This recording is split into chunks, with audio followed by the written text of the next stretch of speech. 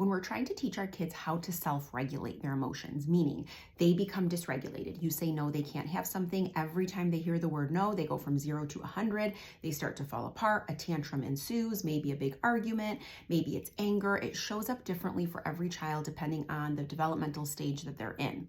So now you see all this dysregulation. They can't manage the emotions that are coming through because they don't like the outcome.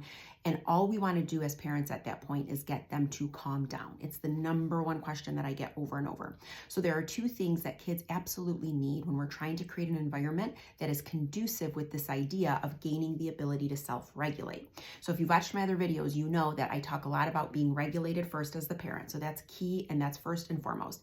But beyond that, I want to share these other two tips because they're critical to the process. If this is resonating with you guys, I'm hosting a free 60-minute workshop next Tuesday over Zoom. The link is in my profile. You can sign up there. I'm going to share with you the emotional regulation tools for parents and kids. I'm going to unpack more of this in greater depth and more detail so that you guys have strategies to implement today. But here's what I want you to think about. The two things you need are to create an environment that is loving and firm. So what does that really mean? Loving, I think almost all parents check that box. We get that. We know how to love our kids. We know how to attend and we know how to shower them with attention and make sure they feel important and significant. We almost prioritize our kids to a fault to some extent. It's the firm piece that I want to focus on today. And what does that actually mean? That means setting consistent, clear, predictable boundaries. When we have predictable boundaries in place, our kids feel safe.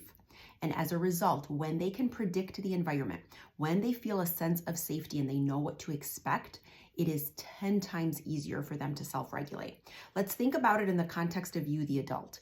When you are in an unknown space or when you are in an environment where you can't really call it, you don't really know how another person is reading the conversation, you don't really know what they're thinking, you're kind of second guessing what's going on, you're never quite sure what's going to happen from day to day in terms of how people around you respond, you are more on edge. You are more willing to sort of test something to see how far can I go.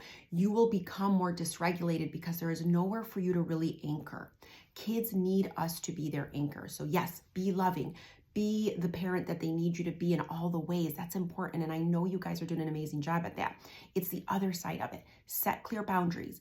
Don't look for agreement. Often when we set a boundary, we want our kids to know why we're setting it. We want our kids to agree with the boundary that we're setting. We don't need to do that. When we get into that place of starting to explain sort of the rationale behind why we said no or why they can't have something, it starts to suggest to our kids that we're actually very anxious about the way they're responding to our boundary. We don't want that to happen. We want to say to them, I get it. I know it's really hard when we don't get the thing that you want or when we want. That happens. I'm really sorry, buddy. I know you're bummed, but you can't have that right now. We have to be steady and strong and clear and firm. So loving and firm are the two things you want to think about. I'm going to unpack this idea more in that workshop. So join me. It's completely free, 60 minutes. You'll get access to the recording if you can't make it live. And I'm going to share with you the things that I have learned after working with kids for 23 years. It's not the things that I learned in graduate school. It's not the things that I learned in a lecture hall with incredible professors. It's the things that kids actually taught me.